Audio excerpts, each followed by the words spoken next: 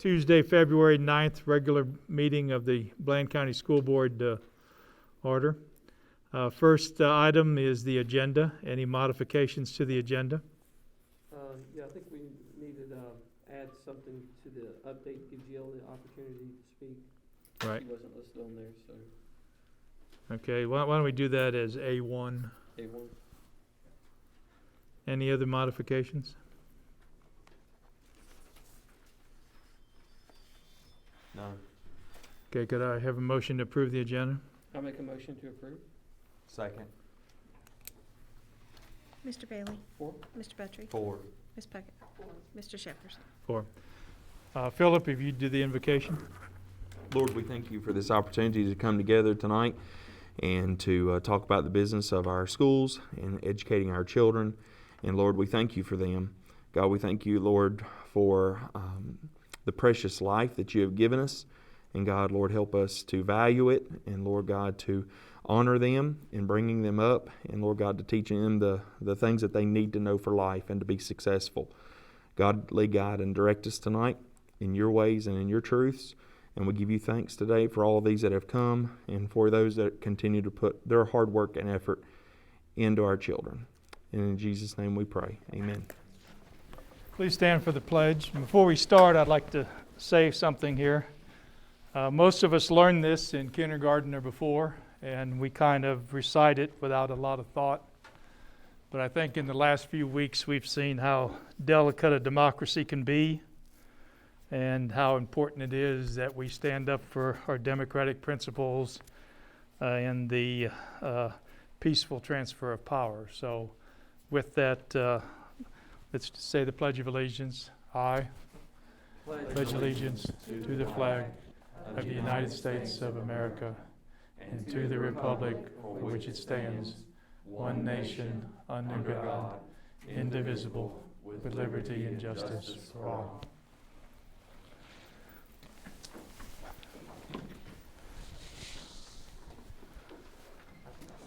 Okay, first item is to approve the minutes. We have 3 sets of minutes. Any modifications? We'll try and do it as a group. Any modifications to any of them?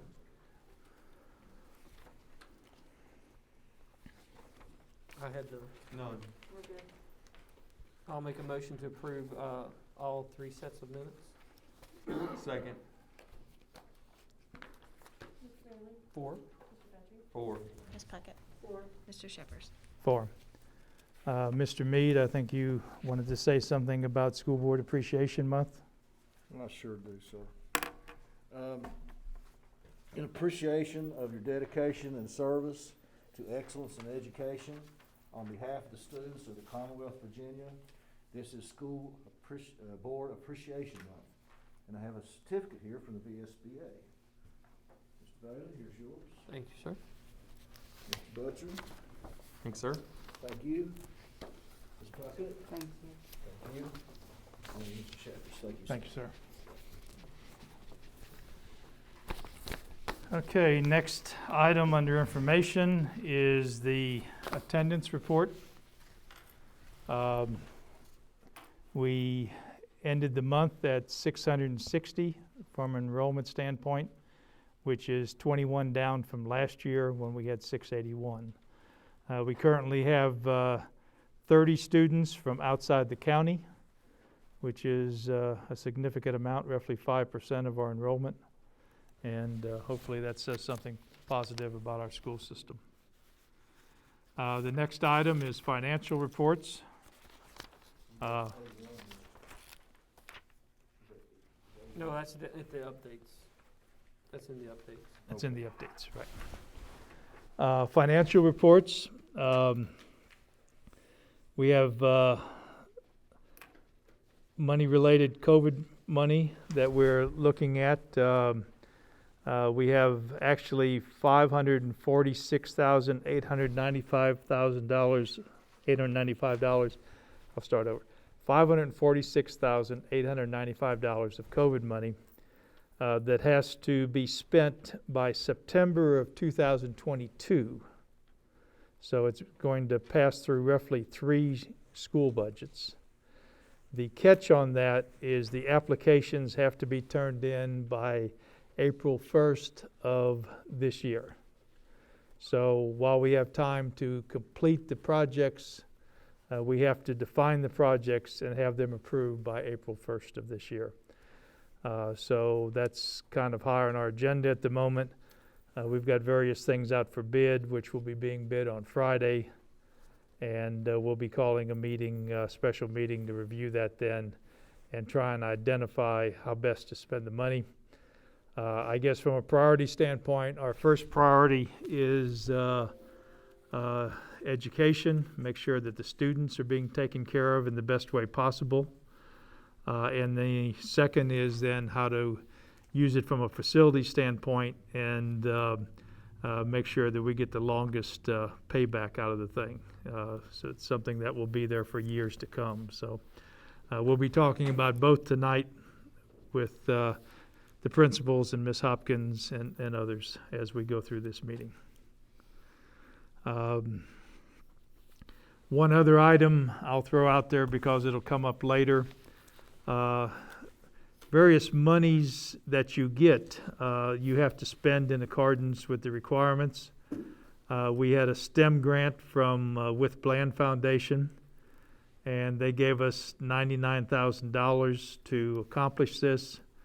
We were only able to spend $48,717 because of various COVID situations.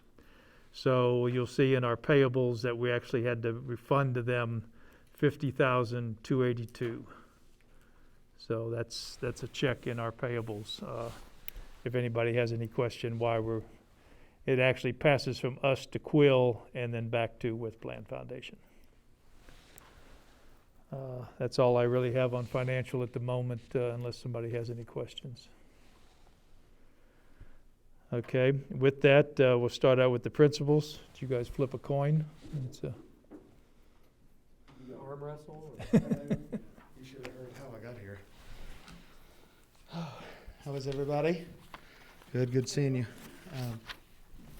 Start out with attendance. We've got 338 kids present at school. Well, not present, but attending school.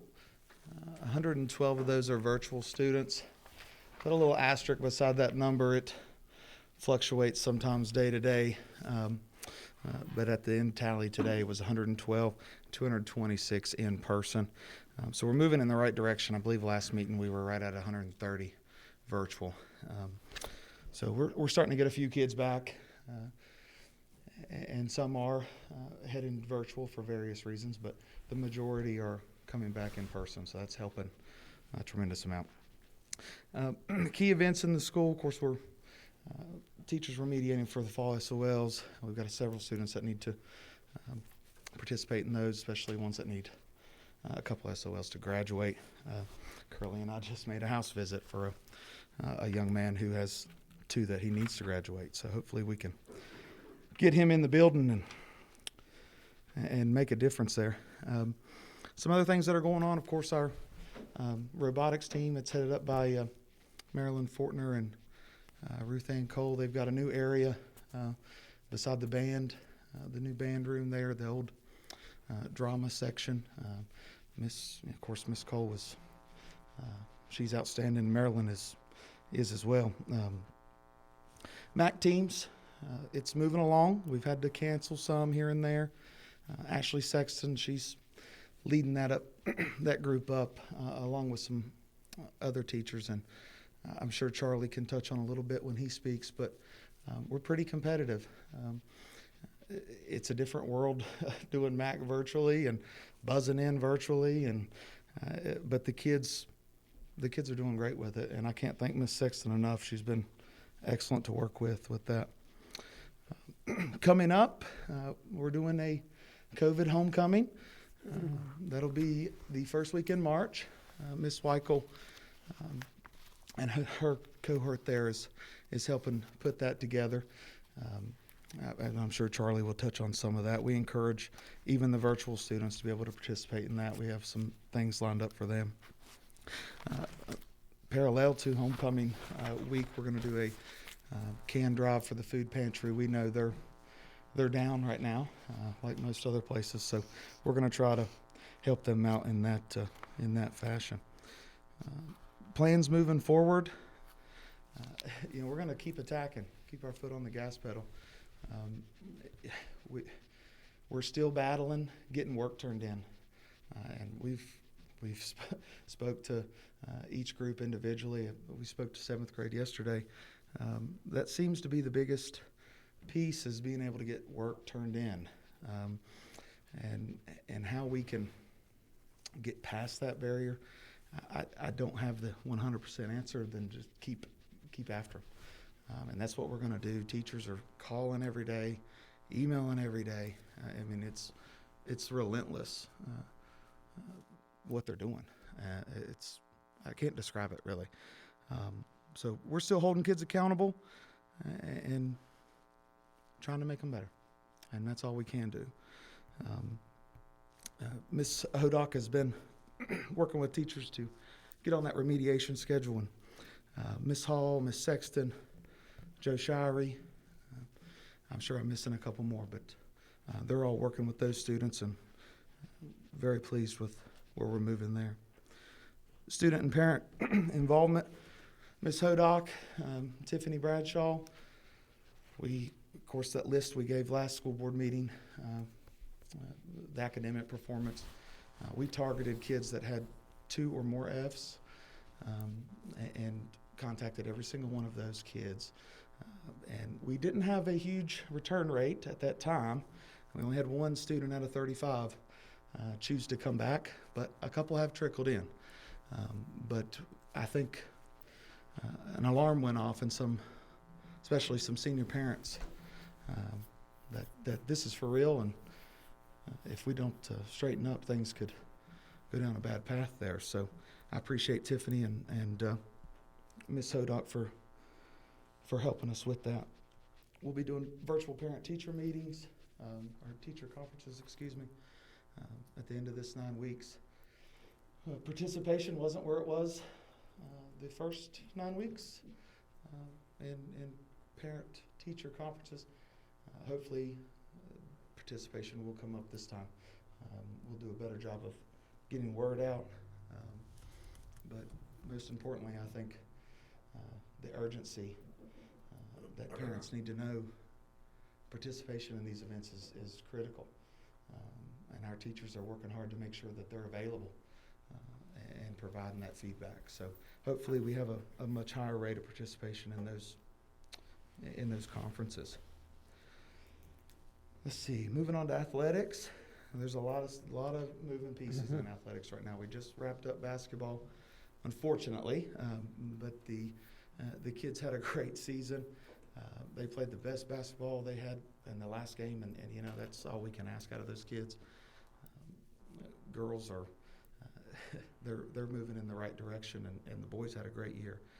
So we were really pleased with that. Middle school got not a full season by any means, but they got some exposure and got to play, and that's the name of the game. We're moving on into, I guess you'd call it, fall sports. I don't know what you call it. I don't know. We're playing football in the snow out here, so I'm playing golf in the snow, cross country in the snow. But volleyball's the only one safe, I guess. But all those started up Monday. Curly and I were just down at football practice today. We've got right around 18 kids in varsity. Hopefully we can get a couple more trickle in. But 18 for a 6-game season, it's not where we want to be, but it's better than where we were. So we're pleased with that. Our middle school level, our middle school age kids for football, hopefully we can get some more participation there. We're right around that cutoff line, about 12 kids. So hopefully we can get a few more there. Let's see here. The camera systems that we had installed, I think once we got past the free version of Facebook Live and moved into a paid subscription, we had a little hump there, but I hope people can understand that's a contractual obligation, and hopefully it's providing a much better picture one, but atmosphere at home and availability to aunts, uncles. Yeah, I watched some Grannies. of it. It was The pretty good. lighting could be a little better. Yeah, I mean, we'll get better at it, but it was It's it okay. was worthwhile watching. Put it that way. Right, right. And if anybody tuned in for that first round district tournament game, they saw some good basketball. So we also have the same setup at the football field. We're missing some pieces there as far as internet availability in that area. I'm working with Miss Tate to correct that problem. And we're also looking at Mr. Kaiser and some other fellows that do the announcing, so to speak. You can live broadcast. So we're gonna have some Voice of the Bear tryouts and try to make some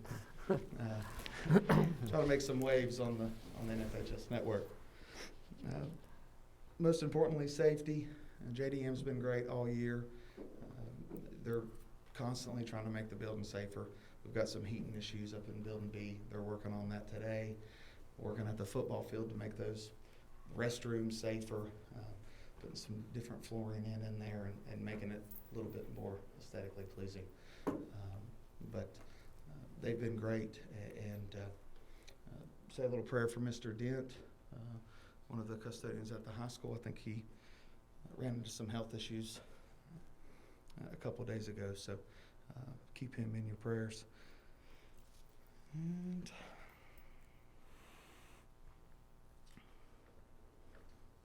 How many? no quarantines. How many? Yeah. How many home games do we have for football? 3. We Three. play 6 total. There are 3 home games. Yes, sir. Okay. We lost Craig County. Craig County, unfortunately, wasn't a participation issue. It was an eligibility issue. And luckily, the kids that are on our football roster or on our sports rosters right now are academically eligible. That was a hill to climb in itself, but everything's based on the first semester, and that first semester it could put you in a bind, and it put Craig County in a bind. Luckily, we were able to pick up Eastmont and pick up another home game there, so things are moving along. I like to think people are happy when they show up to work, and the kids are eager to be a part of something. And I know Charlie will touch on a lot of those things, as he always does. At the last meeting, you had as many as 18 seniors that were at risk of not graduating. And I know we're not at the end of a 9-week period, but sometimes Got when 8 on my radar right now. how does that look to you? Is that much I've got improved? 8 on my radar now. 8. So it's coming down, which is good. Good. One of the young men we house visited today is on that list. We've got a few more that, man, they're right on the cusp. Just a little more oomph, so to speak, and we'll get there. Say that again. He'll get there about the first of May. We're gonna get there. We'll be there. We may be limping, but we'll be there. And I think those kids understand. I hope they do. More importantly, I hope the parents understand. This is a collaborative effort, by all means. As I stated during the financial part, we've got to allocate funds by April 1 or have it approved by April 1 as to the best use of the funds. And things we need to decide on tonight. One is we've been going short days. Do you have reasons that we should continue going short days, letting out at 2:30 instead of the normal time? Do I have specific reasons for that? As long as we continue with that virtual aspect, teachers need time for that. And I'll let them speak on that. We've got several in here. And I know they could stand up here and tell you, they need time to do it. And I'm not a teacher, but I can tell you right now, that virtual piece takes up a lot of their time. Sometimes more than the in-person. And I would be leery at taking that away. Of lengthening the day? Say it again, sir? Of lengthening the day, or are you talking about just taking away Wednesday? Because I thought we had actually discussed at one point lengthening the day, going back to normal, of course, leaving possibly one day still as a virtual day. Well, the day's still the same for teachers. So, you know, the kids get out at 2:30, but teachers have that hour to really hammer down the virtual piece that they didn't. And most of them, it's contacting kids. I mean, literally picking up the phone and doing what they need to do to get those kids. Man, they need it. And I don't know how else to put it lightly.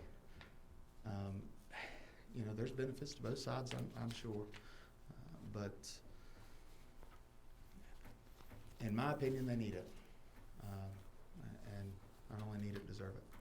What do you need from, I'll say, a credit recovery and remediation and those things? I mean, do we need summer school? We're going to have kids that are going to be in a bind, especially in our lower grades. We've talked to those kids, but that's, you can lead a horse to water. But I think a summer school credit recovery program, you know, kids go through summer school and are able to complete those courses and get that credit, and we move forward. But we're going to have several in that boat. But then you're also talking about the kids that are struggling the most are probably virtual kids. And then are you going to have summer school? Is it going to be in person, or is it going to be, you know, are you going to end I up would argue that yes, virtual students are struggling. I've got in-person kids that are struggling. So is it most of the kids that are, where's most of your kids lay at? Is it virtual, or is it 50-50, or any idea? I wouldn't feel comfortable putting a number on it. For the sake of today, we'll say 50-50, but I mean, really what's getting us is turning in work. And you bring the kids in here, they'll tell you that. We've had conversations. We've had multiple conversations with these young men and ladies. And you know, when we have snowstorms, etc., when we're out, we work with them. You know, kids have opportunity to get things in, and without taking away entire accountability piece, which we're not going to do. And we've been clear from the get-go that we're not going to remove that.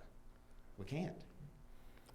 And you know, that's something we got to look in the mirror and develop a plan to move forward. But is it on the board? Is it on the table for the last grading period to do away with the virtual part and then have kids come back to school completely? Is that something that I think the state is saying, they've already passed, I think, the Senate, that they're going to require schools to have both in-house and virtual. we're still going to do that? Okay.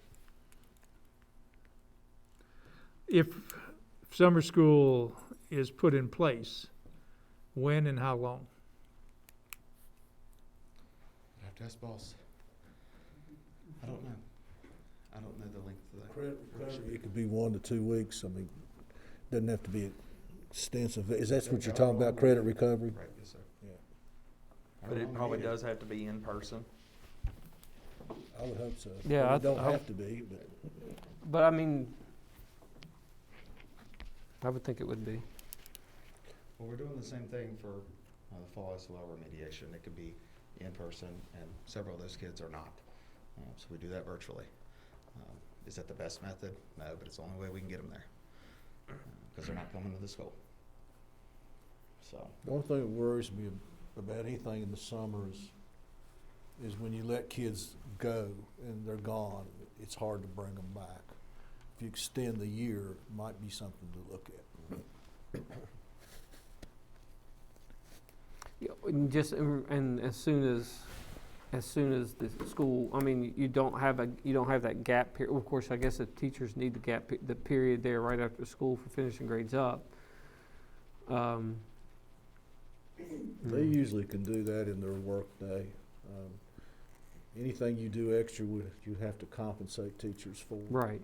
So Now, you said how long for credit recovery? 2 weeks. 2 weeks? that depends on the number of hours you do in the day too.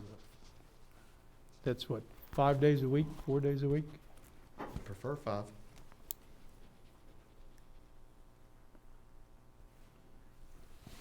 But if there's a virtual part of it, then what? If there's a virtual If you're, aspect, as far as, if it can't be all in person, it won't be all in person. I don't right, think so we would be able then, to do that. okay. But is there a virtual part, you're saying 5 days a week for the in-person part, then how do you do the virtual part? Um, Well, usually summer school is not all day, right? Right. No.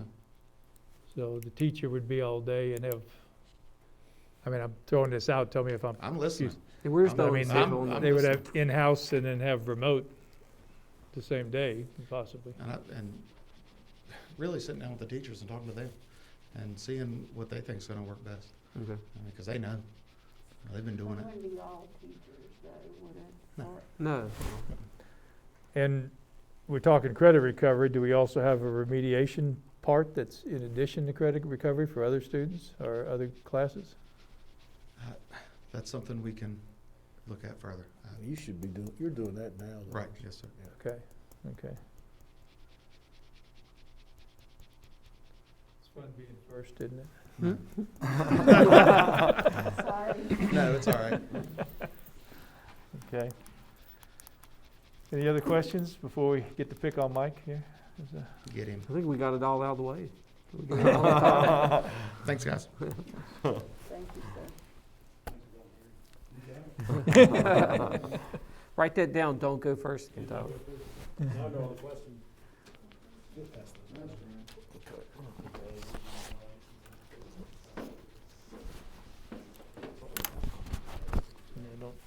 trip on your cord. Yeah, let's not, You tried to set me up. What's that? You tried to set me up again. Yes, I was. I got this program that'll strip that right off YouTube.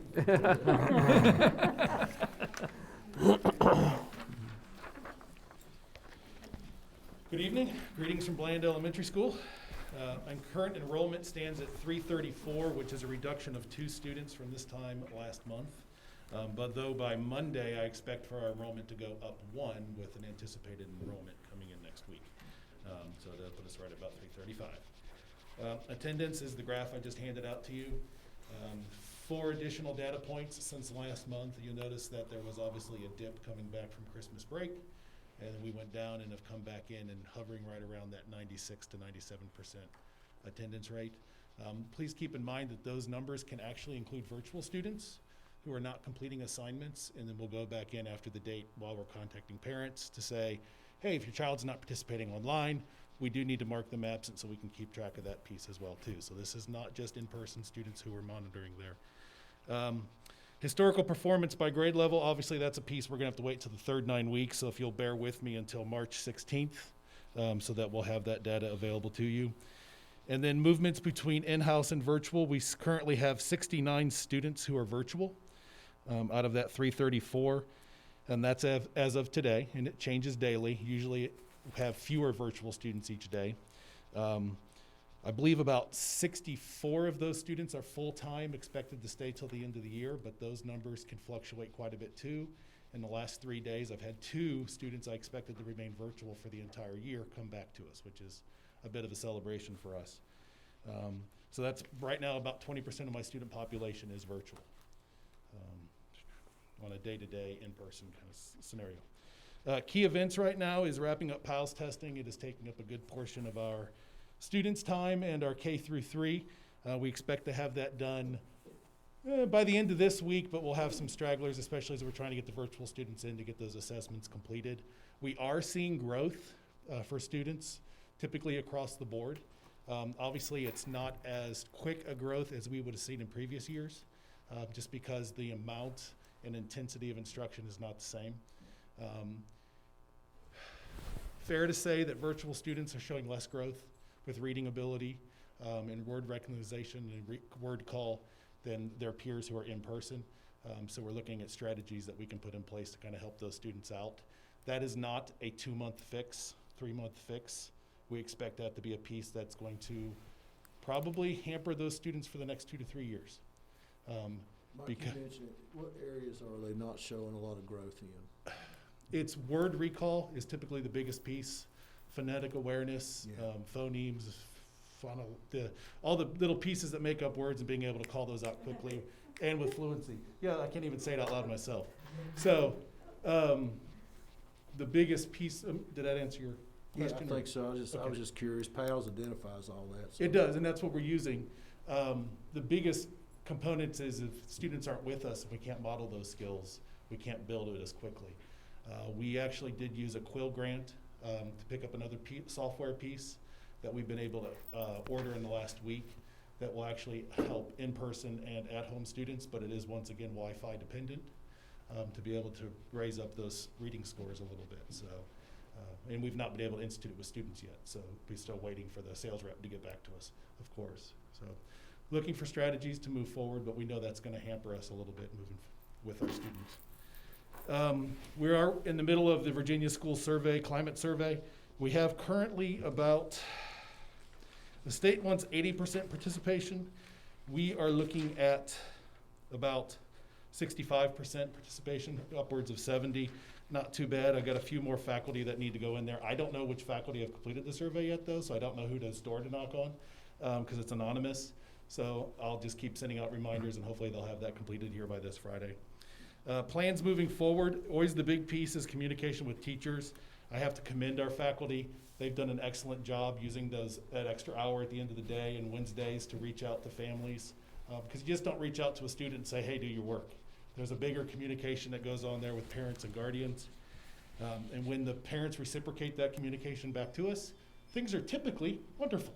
And the students are successful. And when we can't get hold of the parents, the numbers don't work, messages are left unopened on Dojo or some other platform, students aren't nearly as successful with their assignments in school.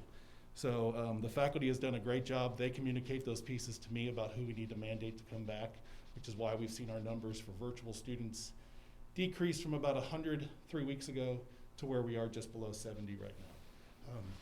Some of those are students coming off quarantine, but the full-time virtual students has reduced as well too. Remediation for us is incorporated into the school day. It's an everyday piece, every day that we're in person anyway. For virtual students, that's very difficult to build into their day because it's not regimented like it is for a normal in-person day. Items of support moving forward. The sound system is installed in Wagner. We are looking into possibly getting sound dampening panels installed in the next couple of months. Gotta breathe. And then we are still seeking to improve classroom layouts for summer. Obviously, that's a question, working with JDM to get those pieces done. And then the biggest piece that we'd like to see some additional assistance on, which I know you're gonna have questions about, are our options for summer school moving forward. And I have many of the same questions you're gonna ask because I don't have the answers to them. So go feel free to ask. Well, let's run down the same block of questions. Extending the day by an hour, what's it do to you? I think the same concern that Tyler has specifically is we are utilizing that for that 20% of our students. 20% of our kids, 1 out of every 5, that communication can take place. You can't just stop in the middle of an instructional day and send that out.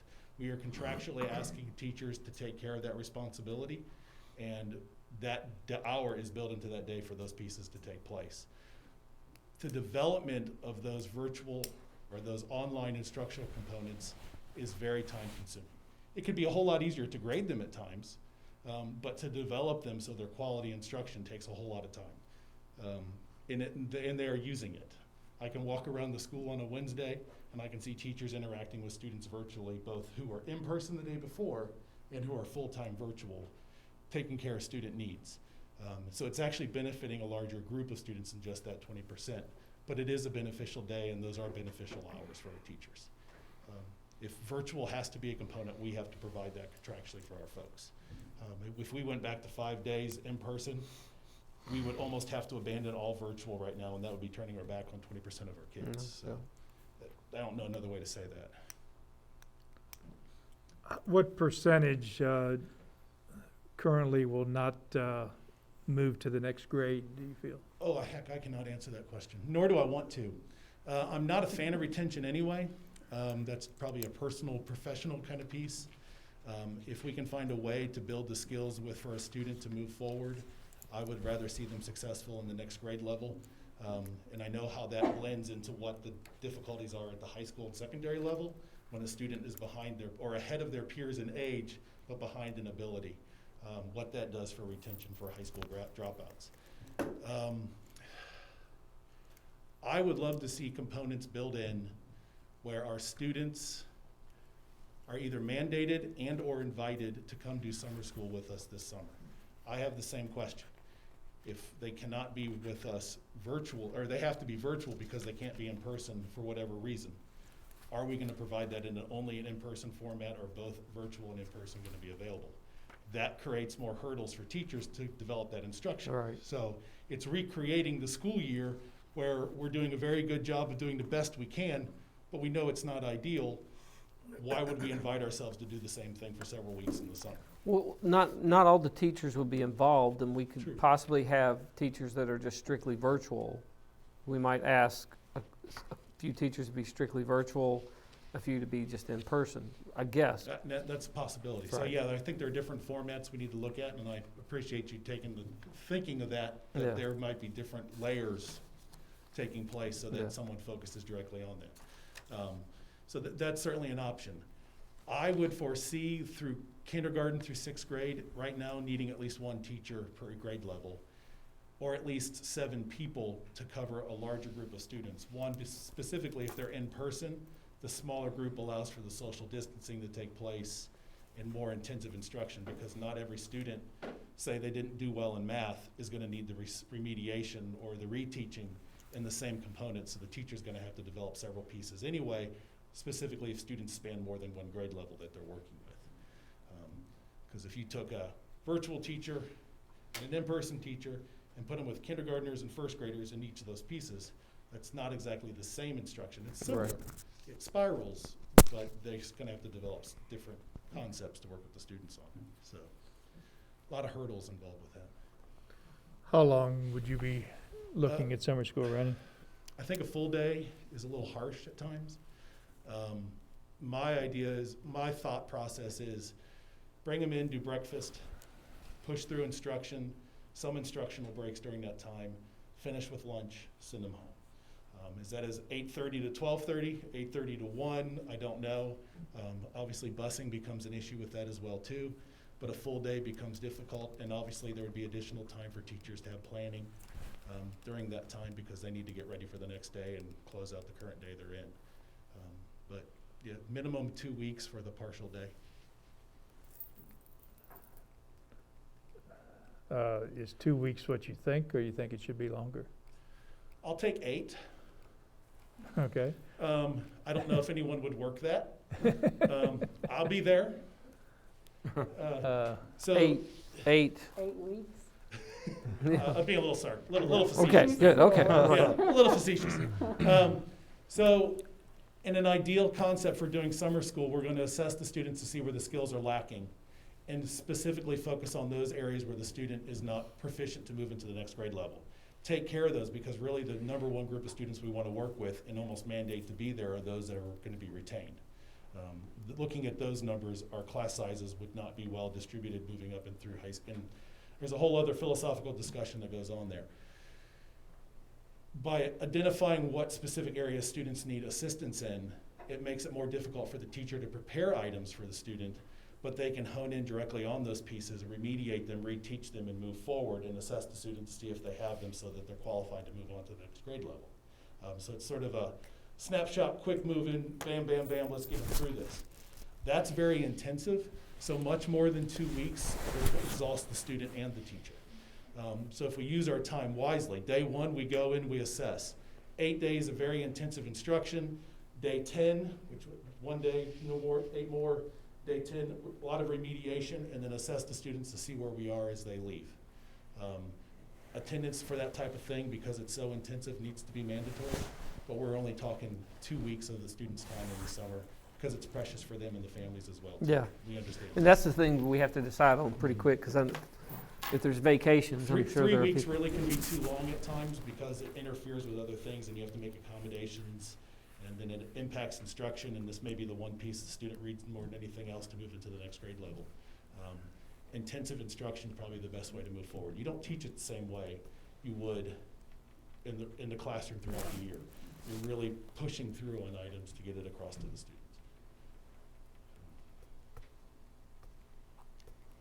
Okay, But any I other do questions? still worry about the in-person versus virtual piece. Yeah.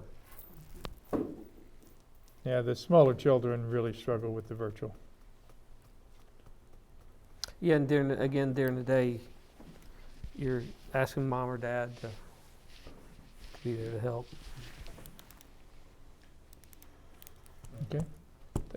There was one question you asked Tyler about the retention. What does it look like for virtual versus in-person? Or you worded it in some way that sounded very similar to that to me, where I was sitting. It's interesting with our virtual students. It's an inverse bell curve. You're typically either we're having higher failures, very few in the middle, and then a lot of success on one end. There's really nobody in between. There are a few, but not a lot. What we're finding for students who are in person, their biggest struggles are when we're virtual for long periods of time, because it's most difficult for them to adapt to the virtual environment and be successful. In a lot of cases, and I don't know if Tyler's nodding his head or not, they're shutting down on us, and we're extending due dates to make sure those items get done. Not to say that virtual instruction for our in-person kids isn't valuable. There's still learning taking place. There's just less assessment because they're not completing the assignments in a timely manner. So it's still valuable to them, and we're still beneficial to have that, and we do appreciate it. But that's where our in-person kids typically are having the less success when it comes to grades, because of the number of assignments. And that they're not getting you're completed. talking about the quarantine times or Yes, and and we then can't snow avoid days. that. Yeah. But What that's about where the we're- snow days? Should we make them snow days or should we make them virtual days? I think you're gonna have some bad weather coming yet. Yeah, I think we're still, I'll personally be honest, I don't, unless you had time to prepare, I don't think you call it a virtual day. I think you call it what it is, a snow day, because you're hurting the kids. That's who's hurting, is the kids and I know we don't want to extend the year out. I know we want to get a summer school in and do it, condense it and get it done, but, it's not my decision. I think the we've groundhog already say. used our 4 snow days we had scheduled, right? Three. It's difficult. 3? But it's not those single days that is the biggest concern. It's the multiple days. It was we started the semester with 2 weeks virtual. Right. So yeah. it was hard to ramp our students up. Not to say, I'm not trying to say hindsight's 20/20, but it was very difficult in some cases to get our students ramped back up to that level of Right. instruction, because we couldn't waste time with pacing, and we're trying to get assignments in. I think our teachers have done an excellent job to communicate to families and get those pieces back into place. But that's a hurdle. That's very difficult for us to do. And almost 100% virtual students do a lot better with that sort of pacing because they're used to it at Right. this point. Yeah. So, Okay, any other questions we didn't ask you? I don't know. Probably. Okay, thank you. Thank you. Ms. Hopkins? Thank you. Okay, so, I can just speak to a few of those things. I sent a report earlier, and if there's any questions on that report that I sent between the board meetings, I can answer any questions there. But I can maybe address some of those, or at least speak my opinion about a couple of those things. Summer school really isn't an issue. Isn't up to debate. There's rules around summer school. Mr. Mead, you've run summer school for years, so it's not like we have to determine if it's 2 weeks, 3 weeks, 4 weeks. There's a set number of hours that you must have. There's rules around it. So we have to put in the X number of hours. If we're providing lunch, transportation, or whatever, we don't have to provide transportation. So as far as the number of hours that we must run for summer school, that's an easy answer. We just look that up, and it's generally about a month that we run before, but we can check on that. But That's why it's not like I'm in support of extended year. But summer schools, it's also, I was sitting listening to you two guys speak, and now Dr. Hopkins. It's going to be hard to do the same at the elementary as the high school, I would think, because you've got the PAL and Title I that's going to really pinpoint what's needed to be done, and the high school is going to have a little more of a beast there, I think, trying to figure out exactly what wasn't covered or what needs to be covered. But that's just my opinion. And I think, I'm just giving my opinion for what I know about students who do well or what's happening. So remediation recovery would be different than students who are failing. So students who have failed a class, you know, it is my opinion that they need to go to summer school. We want students to do well in the next class. That's our goal. So we have money right now for even more, I think, Laura, if we check into this, but generally there's money set aside, and maybe this year too, for students to have. We've been able to bring in people to help with remediation recovery. We also, in the past, we can look at scheduling, especially in those middle grades, because they have electives. So if they need additional help, we build. Mike already has done that at the elementary level, but we can build in that recovery in the day and push that for those middle school students. So I would strongly encourage that, especially for those students who are failing at least 2 classes. We got algebra readiness money, and you got remediation money, but and that should be, we've like you brought said, in that should extra- be used now to. Yeah, so, I mean, in that last report I sent, we know there's things we need to do, we just need to do it, we need to get on it, and that goes for now. It's a great opportunity, it's things that we need to do now and things we need to do for next year, and that's where we were at the beginning of this year, so I would encourage that for, you know, get on it so that we're not in this shape in May. So, and we're able to bring in people. Before we brought in someone to help with remediation and testing. We used that, and we aren't testing this year, but we had money to bring in someone to use for remediation recovery. So those are 3 different things: remediation recovery, remediation, and summer school. I don't think that extending the school year for every student is the greatest idea. But I think I think that we have to hit those. Some students you don't have, Charlie doesn't need an extended school year. But there are students, and when you identify the students who need the most help, teachers can have the students in front of them that they can help. And you don't have everybody there for the extended school year. I don't think that's where you're going to get the biggest bang for your buck. We know the students who need some help, and we need to touch those students before they move on. We identified a couple of things that might be helpful for us to look at, but I think that teachers need to have buy-in to that and their opinion for if we can spend some CARES money on the tutor. We were excited about that, especially at the high school level. I think Tyler was excited, his input for that. And I think that teachers will be as well, especially with all they're doing in the classroom, and these tutors are available on our curriculum. And it's teachers doing the tutoring, especially 3 o'clock in the morning, when I think we have identified that's when our students are online, that they can help some of our students. But, you know, I'd like to show that to teachers and get their input. I think that can be helpful now. I think it could be helpful in the summer. And then, of course, the swivel, I'm interested in getting teacher input with that, especially so that they aren't having such the workload for teachers right now is huge. We knew that going into the school year, and I think that we definitely need to try to make changes going into next year for that. And I think for summer school, unless something is lifted before summer school, as of right now, we would have to offer an online piece. Yeah, I would assume that we would have to, yeah. Yep. And so 'Cause those there's are gonna be good those that don't options for wanna that. come, so. Well, that's not gonna go away next year.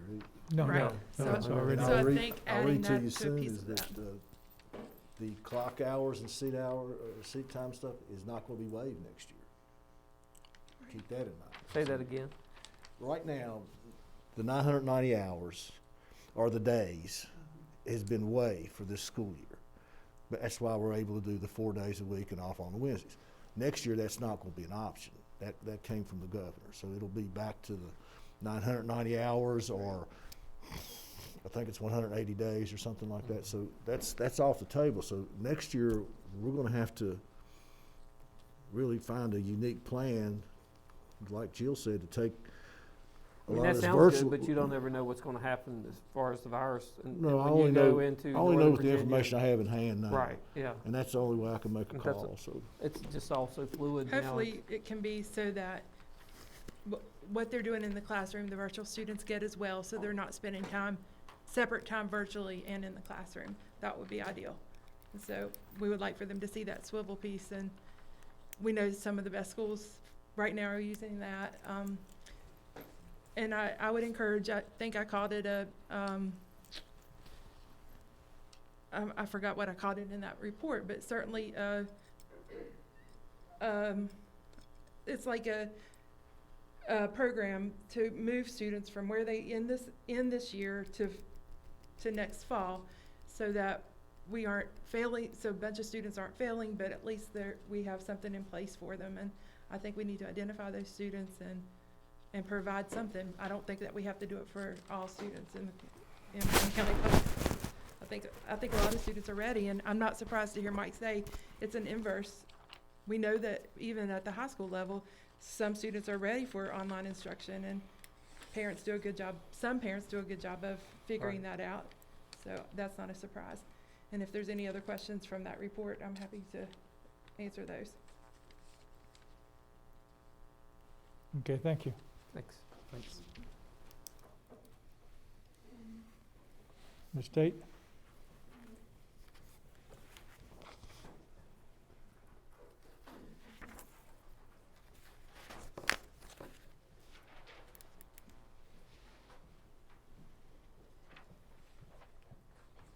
Do we have anybody?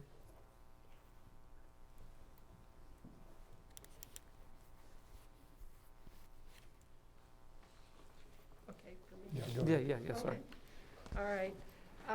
Just a couple of things.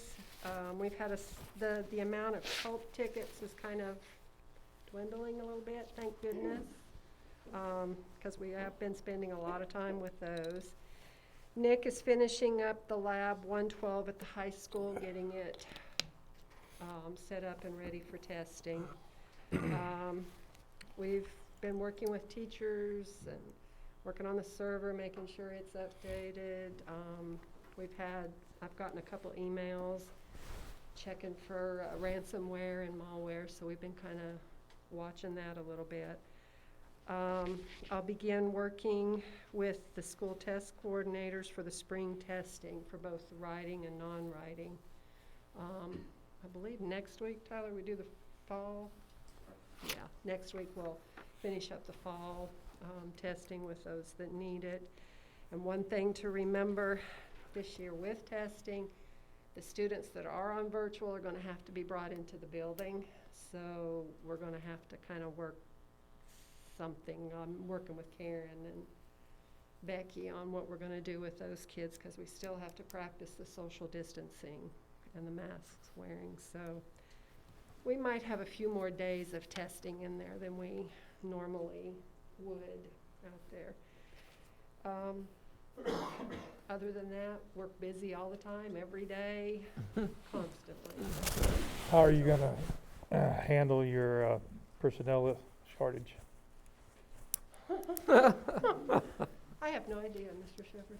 I mean, we're gonna, Is there any part-time people out there that'd be willing Oh, to step I'm in? looking. Okay. I've called several people. I just thought about and sent a text to somebody just now, see if it'd be somebody who wanted to do it. I don't, bring them on. Bring them all on. Yeah, we want to get you the help.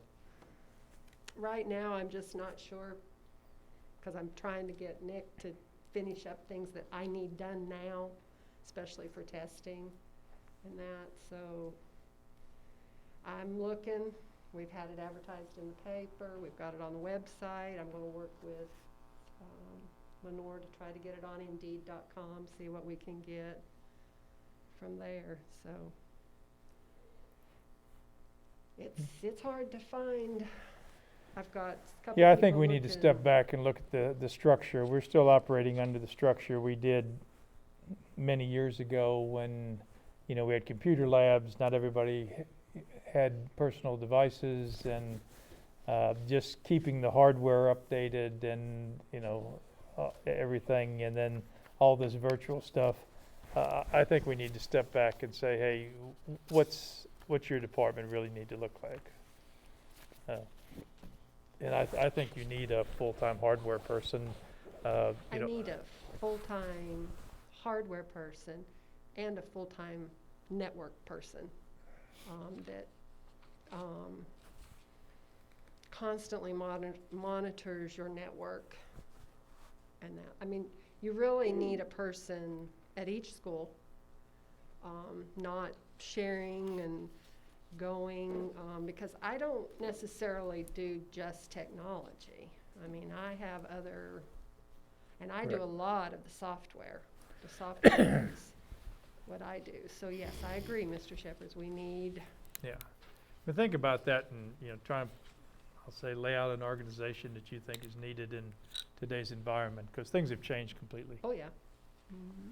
Yep. Any other questions? Thank you.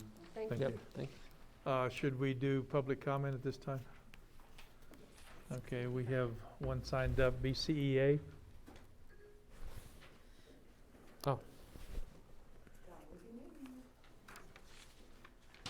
We wrote up something really nice, but I've been listening to you guys talk. First thing I wanted to say is that we all appreciated the fact that you provided us with compensation in the event that we were out for COVID leave. We really appreciate that, and it gives us some peace of mind as far as pay goes. Both principals were talking about students that going and coming, and that was our biggest concern at the meeting the other night, especially our high school teachers. We have high school kids who are coming and going at their own will, whether it's COVID related or not. I can get more work hours if I go virtual this week. I can play basketball if I go virtual this week. And they're having a really hard time keeping up with who's virtual, who's not virtual. Do I count this kid absent? Do I, contact this parent that they didn't do this work? So they would really like some guidelines about for what terms you can go virtual. If it's COVID related, we understand that, but if you just feel the need to go virtual for a couple of weeks while you get more work hours in, they don't, that's not. It's always working gonna be for them. COVID, though. Huh? It's always gonna be COVID. Oh, that's what I'm thinking, they're gonna say Yeah. it's COVID, but they just asked me if I would, ask you guys if you could put forth some guidelines, if it's all possible. You've brought up a couple of times about extending the school day back to a regular school day, and they were talking about teachers working, which is totally true. But then you go back to those lower elementary kids who are having to wear those masks all day. I mean, I've had kids walk out of class this week, like, I can't breathe. Can I go stand in the hallway? Yes. Had to go out and stand in the hallway. It gets really hard if you're standing up in front of a classroom talking for, all day long, and you're breathing your own breath, and then, it just gets hot and you can't breathe anymore. And so, just the fact that those kids walk out the door, we can pull a mask down, it helps us. So I couldn't imagine being a kindergartner fighting all day long, take my mask, put my mask off, take it off. So keep that in mind too, if you're gonna consider that. And thank you. I didn't read this at all, but. Okay, thank you. Special Services, Ms. Radford.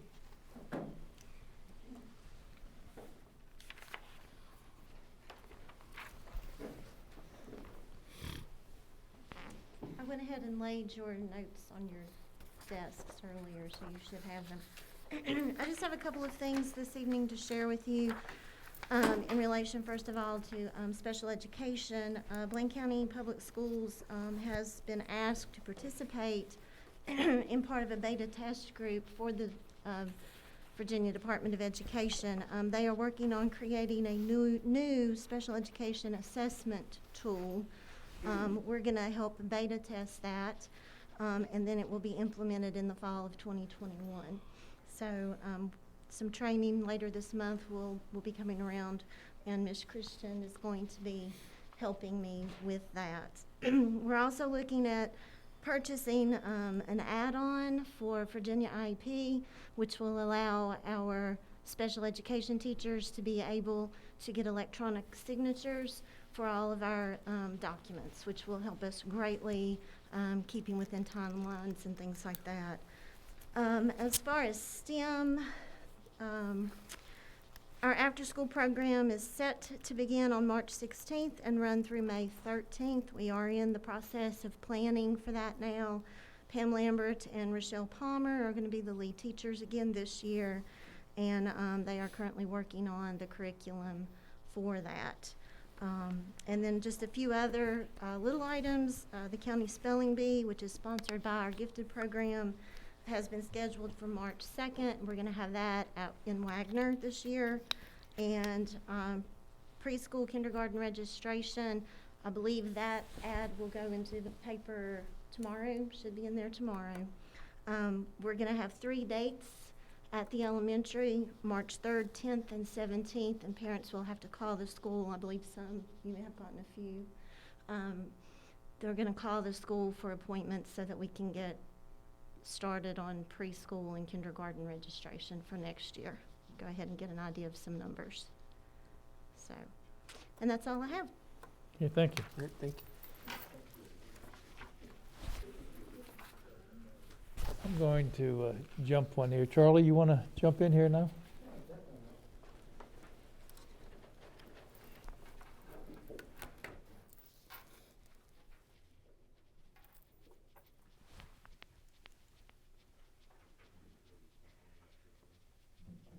Good evening, everyone.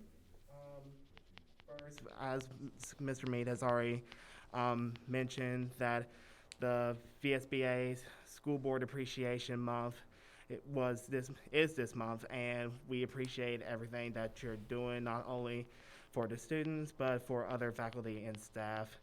Everything that you do is helping us ever so slightly into getting to the end of the school year and helping the students grow. I just want to give a little insight of some of the extracurriculars. There is beta with all of the beta members participating in the Virginia Beta Convention this year. So we're asking for the teacher support and for them to assist the students in any way possible. We actually do have a candidate this year for Virginia State Office. Her name is Paige Vire. She is a current sophomore, and she is running for Virginia Beta Secretary. So wish her good luck. She's been doing an excellent job with her speech and her preparations, and we're glad that she's taken on that challenge. FBLA competitions are starting up. Some have already been happening, like interviews, but we are slowly transitioning into getting the performance events out and the dates to do the objective tests within the labs. One note that I wanted to make would be for future plans as in terms of extracurriculars within Blaine County High School. So we are hoping that within the fall 2021 semester that there will be a political and government club hosted by Joe Shirey, so that way students can get involved with the parliamentary procedure and the works of our government process. That will be through the YMCA, and there is a hosted General Motors Assembly that teens can attend in Richmond, Virginia, so they can understand what the General Assembly is like for our Virginia government. I also want to ask out to teachers that if they would be willing to take up the advisor role for a National Honor Society. Students would really appreciate that, because a lot of schools do National Honor Society around us, and we feel like we would love to bring back that society to Blaine County Public Schools. It used to be in before the consolidation, but it faded out, and we were hoping to bring that back into the session. A lot of the other things is students are trying to help out other students during this time, and it's definitely difficult with the COVID situation, but it's always good to remember that a lot of this with the virtual and in-person studies, you have to have discipline, you have to have the honesty, and you have to have the hard work to put into those hours when you're home. Maybe you're still tucked in bed while you're doing your schoolwork, but it's that discipline that you have to apply on yourself to get in your assignments and to submit your work. So asking the students to get those in. The teachers have been doing a wonderful job reaching out to those, and some even their classmates getting onto them saying, hey, you better get that in by 11:59 or well, no. So again, we're thankful for everything that you do. And if you have any questions for me or for the students' perspective, please ask away. We're going to be talking a little bit later about graduation and how graduation should take place this year. And I'll say other things related to junior and senior year. So we need a lot of input there. And do you have a suggestion of the best way to organize that to prepare the input for us? Do you need a committee Do you or? specifically want like graduation and prom ideas, or do you want like general social events that will occur within the next couple of months? Well, the biggest one's graduation. The biggest one is graduation, definitely. But So we're open to suggestions on other events also, because it's been a yes. very unique year, and we want you to have the fullest experience you can within the guidelines that we're allowed to operate in. You know, and that's conflicting to some extent. Yeah, definitely. But you know, if you talk about a committee or something for graduation, how would that be put together? Who would be on it? Do you have thoughts on those kind of things?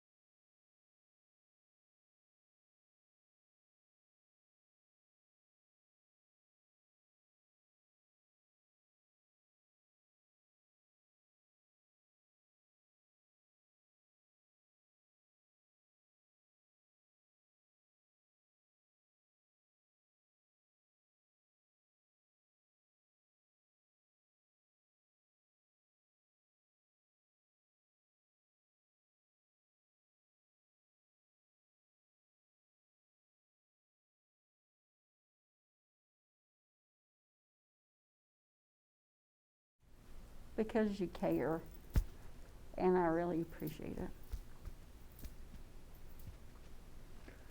Dwayne? Yeah, just piggyback off of both of those. I just appreciate all the work that everyone's done. And, you know, I've said from the very beginning of this, from 5 years from now, we'll look back and say, here's what we did right, here's what we did wrong, here's what we should have done, here's what we shouldn't have done. So sometimes there's not really right and wrong ways of doing things. You just do the best you can to get through them. So I think we've done a really good job at that. Everything from, you know, the way we started with school and then where we had to pull out because cases increasing in the county and stuff. But just appreciate all the hard work and everything everybody's done. I don't think we can, I know we don't pay them enough and we don't show enough appreciation sometimes, but we do appreciate you guys, everything that people do. So. Thank you. Yeah, I think we've got a great team. Yep. And I've done a lot of talking already, so I'll just move along here. Next item is approved payments. Any questions on the payments?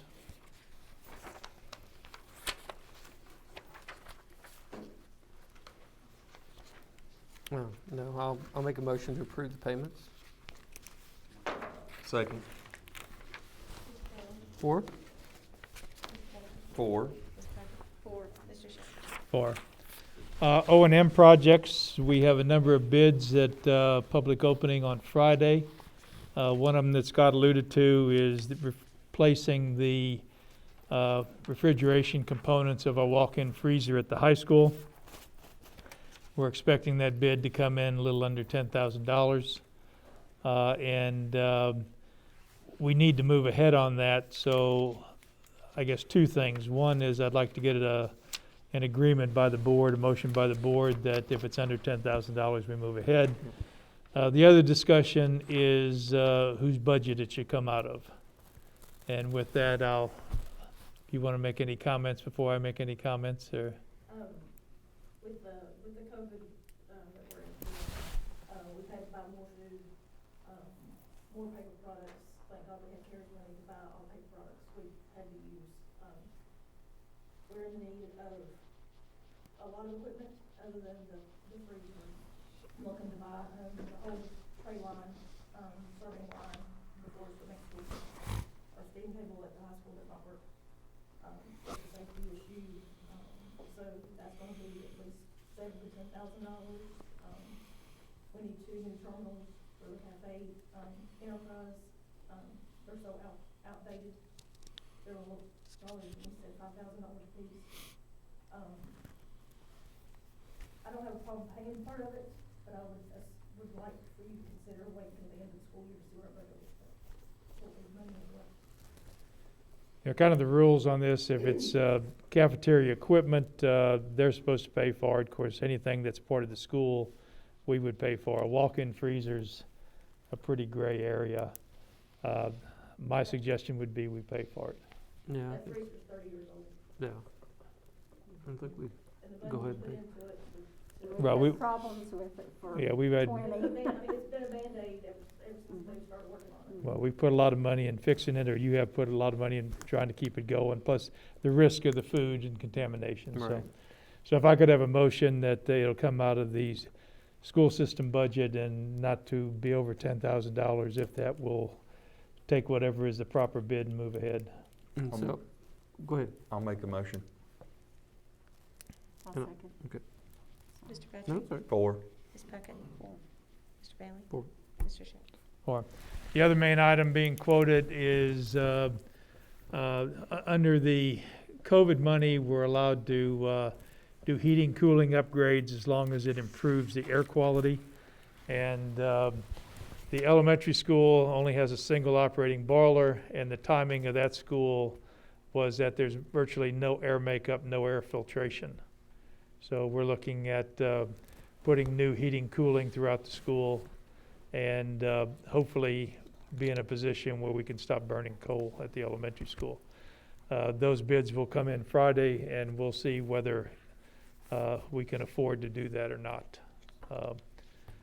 And that somewhat will come back up at a later discussion, because like I say, we've got a pot of money, and we've got to decide what we need from an education standpoint, and that's why we're asking all these questions as to how we handle summer school and remediation and, the retention issues and all those things we talked about.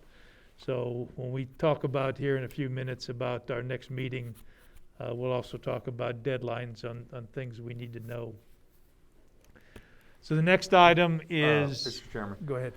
One of the other things I've noticed, and I'm for sure we've got on the burner at some point, but I think we as a board need to address it, that we need to take care of at the elementary school, is the sewer line that egresses from there into the main line. We need to make that a main priority to get that fixed with whoever's help that we need, whether that's from the county level or whether we have to go at it ourselves. Whoever needs to be involved, we need to make that a priority to get that fixed. I agree totally on that. What we're doing in the interim, we've had 2 backups in the lower level at the elementary school suffers when we have this. But when the school was hooked onto the public sewer system, it really wasn't done in a proper manner, and it has a place where materials can stack up and then block up the sewer system. The problem is this thing is about 18 feet down in the ground, and in current weather and while school is in operation, we can't do it. Yeah. What we've done is they're taking a pressure washer and a wand, long extended wand, and once a week they're going in there and washing this area out, trying to keep it going until we'll have to fix it after school, And again, that's another thing. We need to know on things like summer school, if we're going to be using the building, we can't shut the sewer system down. We can't be putting heating and cooling in. So all these things have to come together. And that's kind of where we're at right now. And it's got to come together in a very quick mode here. Can you But also, thank you for bringing that up. Well, I just wanted that to be a main point, just because I know that all this is going to work together, and I know it's not something we could do right now, but I think it's just something that we need to talk about. Also, can you give us an update on the auxiliary building at Bland that was supposed to be undergoing renovation, where it's at? Yeah, it's been, all the demolition was done. The walls have been studded. The sheet, it's been rewired. Their sheetrock up, they're mudding the sheetrock. There was actually a modification to that requested by Mr. Grimm on, why don't you explain why you wanted it modified? That'd be the easiest. Basically, it has to do with some of the students with disabilities, to make sure that we have a usable space for future programs and expansion of programs within our building, especially as students age up, so that we can house that space effectively. Yeah. Put the right programs there, because you can't go back and refurbish those pieces later on, so that it meets the student needs more than anything else. And so then after that, JDM kicked me out of there for good. So we took we were actually going to have 2 handicap bathrooms. We converted one into a change station, and it also will have a washer and dryer and those kind of things. So there's been some modifications to make it more flexible. Now that will add some to the expense, but Those are needed. Those are needed. Yeah, now is the time to do it. So, any other questions? Okay, we talked about the 4-day week. We've talked about the 2:30 let out. Does anybody want to make a motion to change any of that at this point in time? I'd like to lengthen the school day, go back to our original 2:30. How does the rest of the board feel about that? Not 2:30, you mean 3:30? 3:30, yes, sir, I'm sorry. I just think from hearing from Tyler and from Mr. Grimm, I just think that the teachers need it for that virtual part.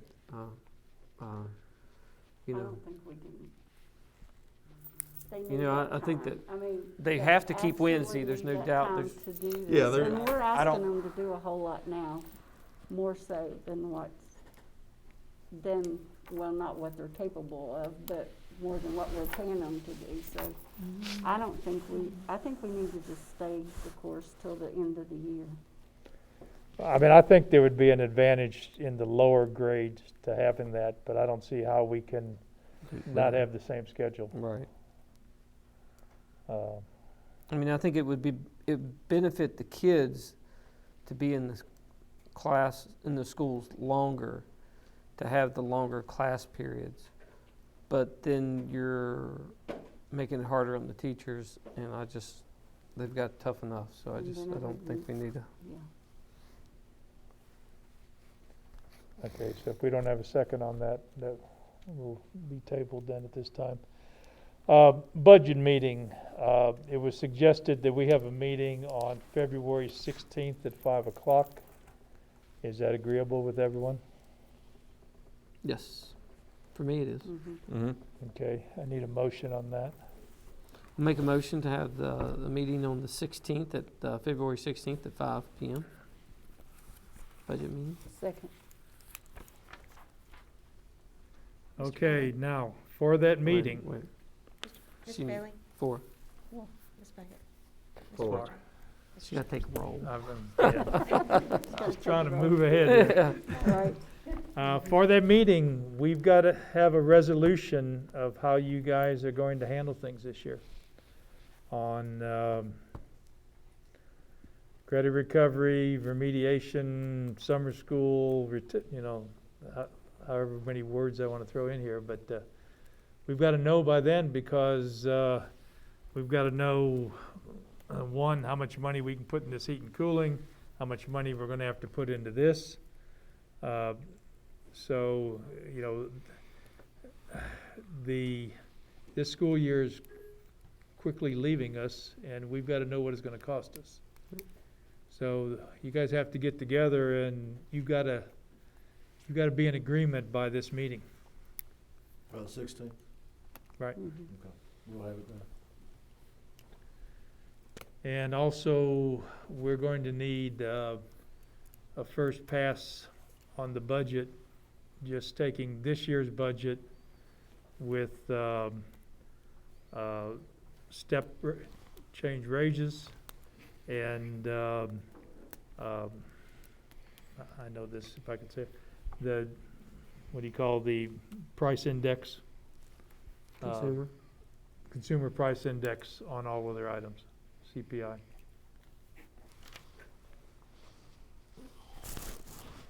So on all our other expenses, that we purchase things, we'll run the first pass with the CPI, and we'll run current personnel with step changes. And we'll need that for that meeting also. We'll need to know how much it costs, correct, per day for whatever we do with extended year. Mm-hmm. Right. Right. Whether it be summer school Well, or... if you have the plan, you don't necessarily have to have the cost by that meeting. I mean, we can put the cost together. If you've got the cost, that's even better. But we got to have the plan. Yeah, plans first. I So think that- the plan will be easy. I think it's what's gonna happen is we have to see the cost. No, I don't. Well, I don't know. It didn't sound easy to me. How many weeks of summer school, how many days, how many teachers? How many hours is needed? Because Dr. Hopkins referred to that. I mean, that's something. I mean, is we it can 2 weeks of Yes, summer school or 4 summer- weeks of summer school? I think we'll get that done. I still think you're gonna have to look at cost, Well, we got to look at cost. because Yeah. you're gonna have to pay people, and you're gonna have to pay cafeteria, and you're gonna have to pay transportation, and Right, but that's what we need to know. How many teachers, how many buses, what's the cafeteria situation? How many days, how many weeks, how many students? so we'll meet, I'll have Tyler and Mike and Jill and Laura, and we'll sit down and we'll have a plan for you, but Cindy's gonna have to step in there somewhere too and help us figure out costs. Right. Like I say, right now, a day of school right now costs us $18,000. And that's not actually, I need to explain that a little bit. That's if you add a day, because the benefits are already covered. A day of school actually costs us more than that, but if we say, okay, we want to go one more day, it costs us $18,000 with everybody. Now, if you don't have everybody, it doesn't cost you that much. But the benefits are already covered for the employees. So added days right now cost us $18,000. Just about 90 grand a week. That cuts in our CARES money pretty deep. Right. I mean, Yeah, if you go 3 weeks, you know, that's, you consume a lot of money yeah, quickly. 270,000, it's $250,000. But I mean, when we come in on the 16th, we need answers. So I just want to try and make that as No, that's what we need to figure out. clear as possible. That'll be our We'll top have the money priority. to use CARES money, we just, Do you know pay for some, are they not gonna pay if they fail? Is that something to talk about with you? We can talk about that, but I'd hate to ask people to pay in this, because the yeah, kind in of the- year we've had is, and that's what some of this money has already been earmarked for, is to do these type of things we're talking about. So we'll discuss that, but that would be one of the last ditch efforts, I think. right. Yeah. Are any other questions on that before I move on? Because that's a critical meeting.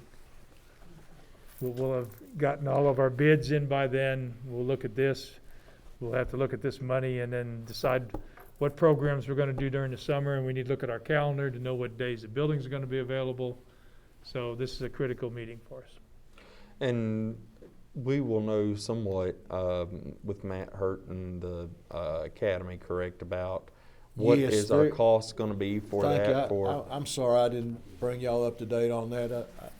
I talked to him last week, and right now where they are with that is they're hiring an executive director to oversee all that. And that's, in fact, they'll have that named by the 24th of this month. So it's going to proceed. So, but that'll be for next school year. Yeah. Right.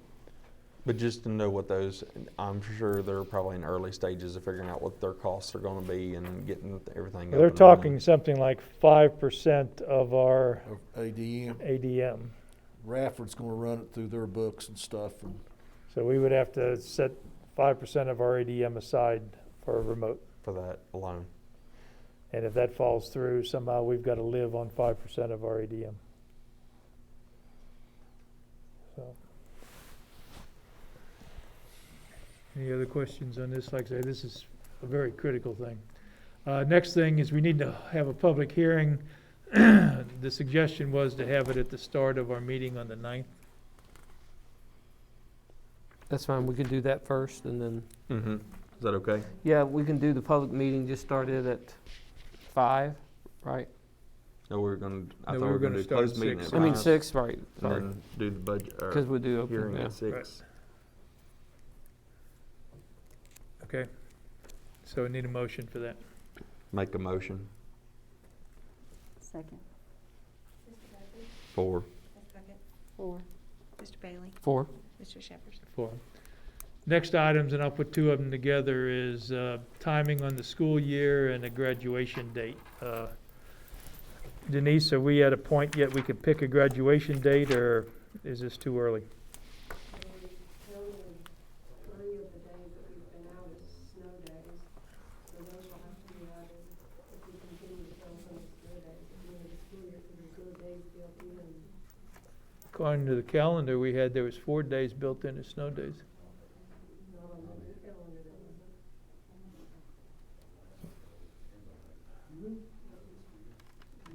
I don't know, we were looking at one yesterday, and it was, I don't know what got confused there. Thursday days we were looking at. There's 2 or 3 calendars this year. Okay, Of June, yeah, those are the days I'm talking about, after, June first, second, and third right now are the next days that are added on, because right now our last day of school is June 28th. right. So, and we missed 3 days, so we'd add those on if needed to do. So what would our last day of school be? Right now it'll be June 3rd. June the 3rd. So, that is unless you count, if we miss more school. Right. Snow days. You have to make up the first 5, so Okay, so we're currently at, because June 3rd. one of these days is Memorial Day, right? Yeah, that's Monday, May 31st.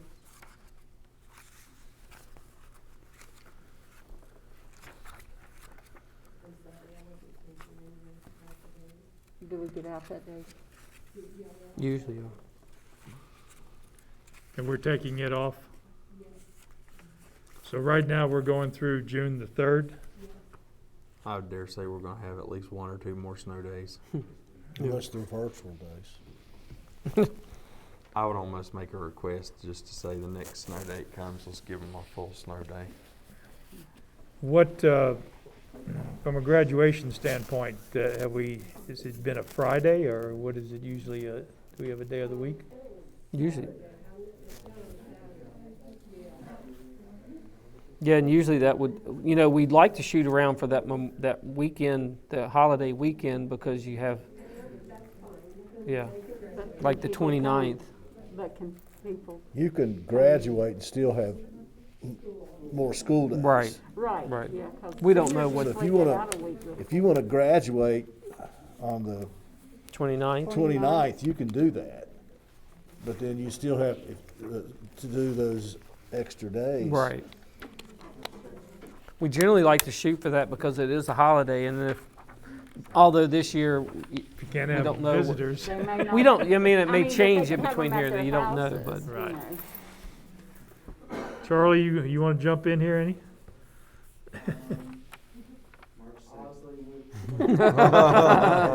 Tomorrow. Gamble to play at this point, as what she was saying, honestly, where the, college applications actually require you to put a graduation date, I've been saying the 29th because of counting in snow days, and what all you add on to the school year, the 29th is about approximately where it would be on a normal year, though.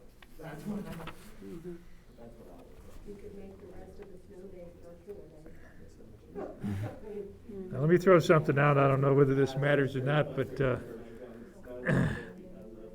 if it's a graduation date, you'd like to know whether you're graduating or not. So does moving it up hurt these people that are on the edge? No. I think, are we considering the 29th? Charlie, is that what you said? If we consider the 29th, then that would be enough time to get in cap and gowns and start planning on how we're gonna do cap and gown pictures. But with Ms. Michael settling all that in Balfour, taking a lot of load this year, that's undetermined as well of how we're gonna Well, organize. you gotta have for announcements and stuff too, you gotta let them know pretty soon. So you're gonna pretty much know way before then who's gonna be able to graduate and who ain't. I think for graduation, you pick your date. 'Cause 29th is 29th looks what we've good. done in the past, and that weekend, so. You want to make a motion saying graduation date's 29th? Yeah, I'll make a motion that graduation day be the May the 29th. Second. Mr. Bailey? 4? Mr. Petrie? 4. Ms. Puckett? 4. Mr. Shepherd? 4. Do we have to do the time, or do the seniors determine the time? No, we'll let the seniors kind of determine. All Yeah. right, the next thing is a graduation committee. I don't know if that's an action the board needs to take, but we need, okay. Everybody comfortable with that? Yep. Okay, personnel recommendations. We had coaches. Any discussion on the coaches that were recommended? Make a motion to approve the coaches as Some of their recommended. titles. Yeah. I have a question on some of their titles. Some of the titles were a little funny, but He doesn't know. No, No, he doesn't. I'll show He you. didn't know I'll what he show done. him. maybe it was how it printed out. It was, I just don't think he liked them. Yeah. yeah, I it's, think, yeah. T in a period, maybe? especially the head one. Yeah, the head Right, one. The head one. I want to know who this John Hayes is. Okay. He's the head. He's the head. He is. Usually I've held those jobs. You do a good job of it, all I have to say. There's comments on Facebook. Lord, touch those people. All right, I make the motion. Okay. Lenore, get them under control here. Get 'em. Right, bring 'em in. Ooh, I'll second. We don't have a gavel. Let's see. Mr. Petrie? 4. Mr. Four. Bailey? Ms. Puckett? 4. Mr. Shepherd. 4. Yeah, they took my gavel. Oh, no, right It's there. right there. We hit it, we covered You it hit up. it, yeah. It's probably good. Okay, we have a resignation. Guess we Make need a motion to accept the resignation. Denise, are you fine with that? No. Nothing, I just said, are you fine with the resignation? Yeah, Yeah, not much you can do. yeah. I'll second. Mr. Petrie, 4. Mr. Bailey, 4, Ms. Puckett, 4. Mr. Shepherd. 4. Need a motion to adjourn. I'll make a motion to adjourn. Second. Mr. Bailey, 4. Ms. Puckett, 4. Ms. Petrie, 4. Mr. Shepherd. 4. Appreciate everybody coming. Yep.